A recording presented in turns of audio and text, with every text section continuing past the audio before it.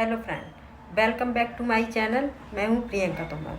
तो फ्रेंड्स, आज हम बात कर रहे हैं प्रेगनेंसी, यानी कि ऐसी क्या हस्बैंड में दिक्कत होती है जिससे प्रेगनेंसी नहीं रुकती है। वाइफ में जैसे एग ना बनना, एग की संख्या कम होना, बच्चादानी में कोई परेशानी होना, या फिर ट्यूब ब्लॉक होना, या फिर और बहुत सारी प्रॉब्लम्स होती हैं। वाइफ्स में तो क्या होता है कि उसकी मेडिसिन चलती रहती है, बट हस्बैंड को कोई नहीं देखता है, वो टेस्ट नहीं करवाते हैं, तो उनमें कुछ ऐसी प्रॉब्लम्स होती हैं जिससे कि बिल्कुल भी प्रेगनेंसी कंसीव। फ्रेंड्स, अगर आप प्रेगनेंसी प्लान कर रहे होते हो उसमें दो दिक्कत होती है। जैसे कि पहली दिक्कत वाइफ में प्रॉब्लम होना, यानी कि बच्चेदानी में सूजन या गठान होना, या ट्यूब ब्लॉक होना, या एग ना बनना, या एग की संख्या कम बनना, या कुछ भी वाइफ में प्रॉब्लम हो, ये दिक्कत वाइफ में होती है। ऐसी कुछ दिक्कत हस्बैंड में होती है, जैसे कि काउंट सही से ना होना, और जैसे मोटिलिटी नहीं होना। अगर काउंट सही होते हैं तो मोटिलिटी नहीं होती है। तो फ्रेंड्स, ऐसी कुछ दिक्कत हस्बैंड में भी होती है, जैसे वाइफ में होती है वैसे ही हस्बैंड में भी कुछ दिक्कत होती है। तो हस्बैंड में इन्फेक्शन होना, ये तो 90% पुरुषों में होता है, यानी कि इन्फेक्शन ज़्यादातर लोगों में पाया जाता है।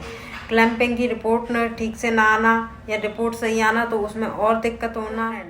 ओवुलेशन टाइम पे रिलेशन ना रख पाना, यानी कि स्ट्रेस बढ़ता जा रहा है, ओवुलेशन टाइम पे वो रिलेशन नहीं रख पाते, यानी कि ऑफिस जा रहे, थक हार के घर आ रहे, तो जो डॉक्टर ओवुलेशन टाइम बताता है तो उस टाइम पे रिलेशन ना रख पाना, ये सबसे बड़ी दिक्कत हो रही है। और रिलेशन रख रहे हैं तो उनकी टाइमिंग का कम होना, या थकान होना, या कुछ भी होना, तो ज़्यादातर पुरुषों में देखा गया है कि उनकी टाइमिंग में दिक्कत हो रही है, और जिस टाइम पे ओवुलेशन होता है तो उस टाइम पे वो रिलेशन नहीं रख पाते हैं। तो फ्रेंड, 10 में से 8 लोगों को ये दिक्कत हो रही है कि टाइम का कम होना, या फिर रिलेशन रखने की इच्छा ना होना।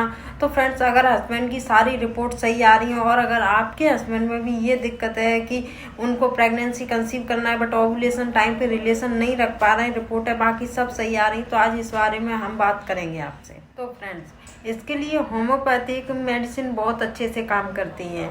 अगर आपको ये वीडियो अच्छा लगता है तो इसको स्किप मत करिए, और फ्रेंड्स शेयर करिए, लाइक करिए, सब्सक्राइब करिए फ्रेंड्स।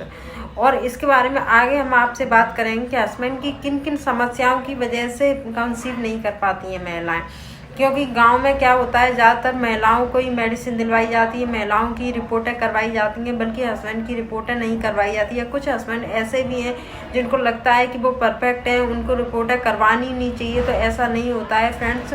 कुछ हस्बैंड में भी, पुरुषों में भी ये समस्याएं देखने को मिली है कि उनमें ओवुलेशन टाइम पे इच्छा नहीं होती है रिलेशन रखने की। जो डॉक्टर्स बताते हैं कि ओवुलेशन टाइम में आपको रिलेशन रखना चाहिए, और अगर कुछ लोग रिलेशन रख भी लेते हैं तो फिर उनका टाइम कम हो जाना, या फिर डॉक्टर्स बताते हैं कि अल्टरनेट रिलेशन रखना चाहिए, तो पुरुष ज़्यादातर उस टाइम नहीं रिलेशन रख पाते, यानी कि उन उस टाइम पे बात करते हैं कि हस्बैंड की प्रॉब्लम क्या है और उनका सॉल्यूशन क्या है।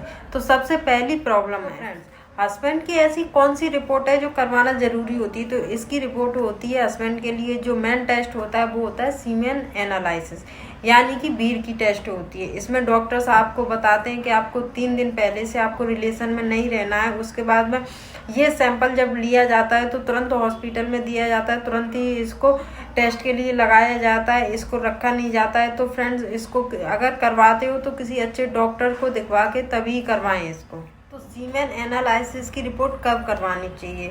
तो फ्रेंड, जैसे ही आपकी वाइफ का ट्रीटमेंट स्टार्ट होता है, तो जैसे ही वाइफ का ट्रीटमेंट स्टार्ट हुआ है तो आपको हस्बैंड की भी एनालिसिस रिपोर्ट करवानी। ऐसा नहीं है कि वाइफ में दिक्कत नहीं हो कि हस्बैंड में दिक्कत नहीं हो, वाइफ में भी दिक्कत हो सकती है, हस्बैंड में भी दिक्कत हो सकती है। तो दोनों का ट्रीटमेंट लेना चाहिए, दोनों का ट्रीटमेंट साथ में होगा फ्रेंड्स, तो उसका रिजल्ट जल्दी ही मिलेगा। तो फ्रेंड्स, आपको हस्बैंड की सीमेन एनालिसिस रिपोर्ट जरूर करवानी चाहिए।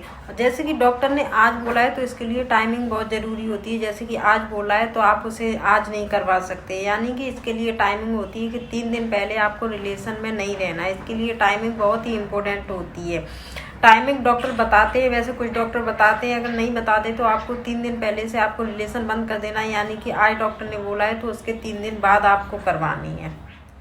3 दिन सीमेन बॉडी से बाहर ना निकला हो, उसके चौथे दिन आप इसे टेस्ट को करवा सकते हैं। सबसे पहले होता है कि रिपोर्ट में होता क्या है। तो सबसे पहले आपको बताता था, इसमें होता है काउंट, यानी कि आपका काउंट 15 से ऊपर होना चाहिए, 15 से नीचे नहीं होना चाहिए। 15 से जो ऊपर काउंट होता है वो अच्छा माना जाता है।